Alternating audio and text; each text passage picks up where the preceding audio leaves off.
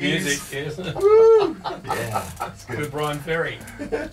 So what are we talking about today? We're talking about OCD, Ooh. Obsessive Compulsive Disorder in relationships. Interesting. Now, is this actually a spin-off of the just annoying habits of your partner that we've spoken about previously? Can I check myself out of this conversation? Can you two have this conversation?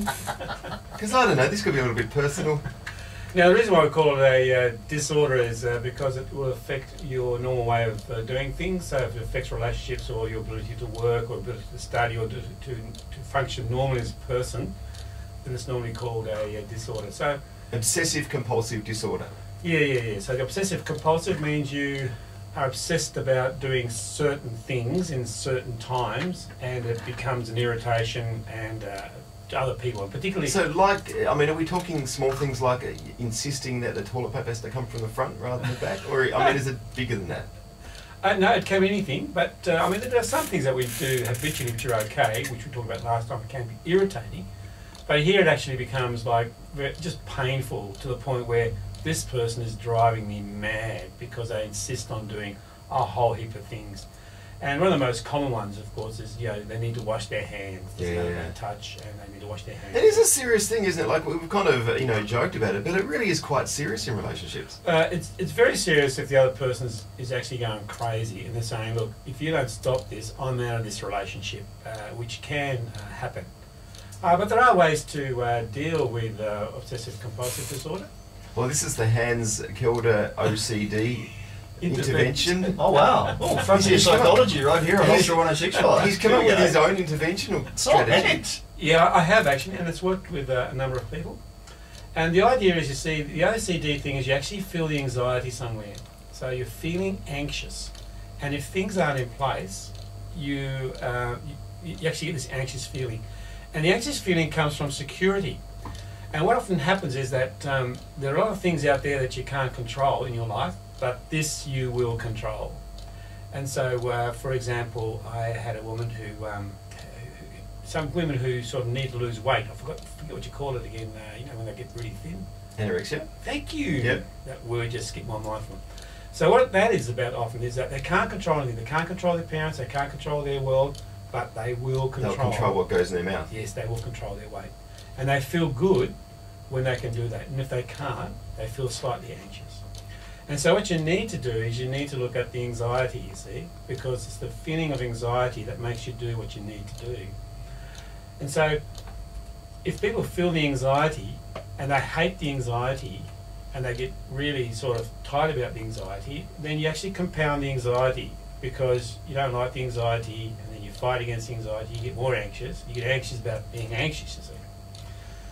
So what I tell people actually is that anxiety is your friend. The reason why you feel fear is because your subconscious mind is registering that you're in danger somehow. And it's not safe to be here in this place. And so you feel the anxiety and fear because it's somehow you don't feel safe. So it's actually your friend.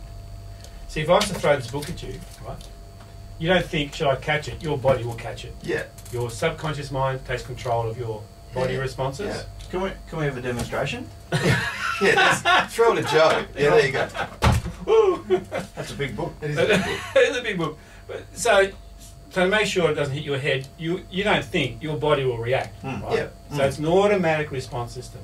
So that's a good response system. It's a good thing that our subconscious mind takes control and does the things that. So you're not dealing with the actual action itself. You're dealing with the anxiety. Yes, you see, you feel anxious at some point, and that's what drives you to do these obsessive compulsive behaviours, you see. And you do it because when things are in place, or when you've washed your hands, or when you've straightened things up in your house, then you feel secure somehow, you see. You feel safe. So it's all about trying to make yourself feel safe. But what happens with people who've got obsessive compulsive disorder is that their anxiety is a little bit sensitive. So it is working overtime. So it's their friend, not their enemy, but it's working overtime. So what I do is I explain that to my clients.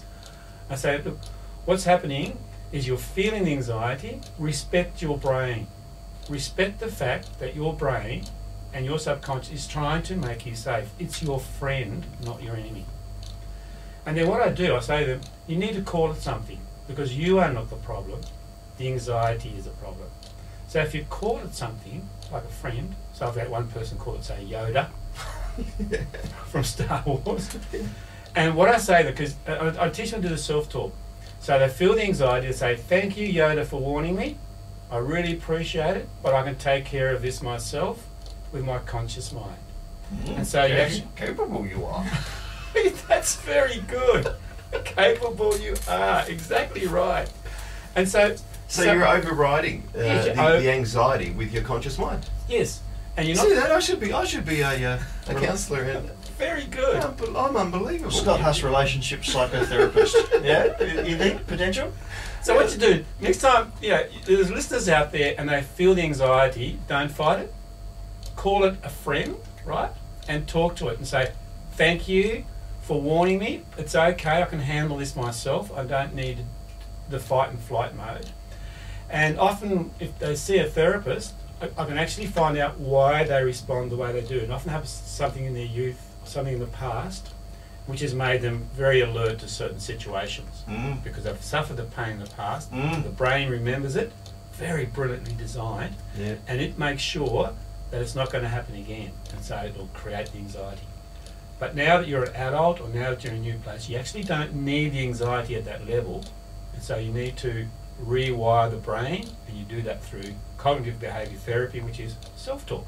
Fascinating. Wow, Hans. As always, love our chats. I don't know whether that's helped anybody. It's given me a lot to think about, Hans. Thank you. He's very OCD, and more importantly, thanks for the coffee.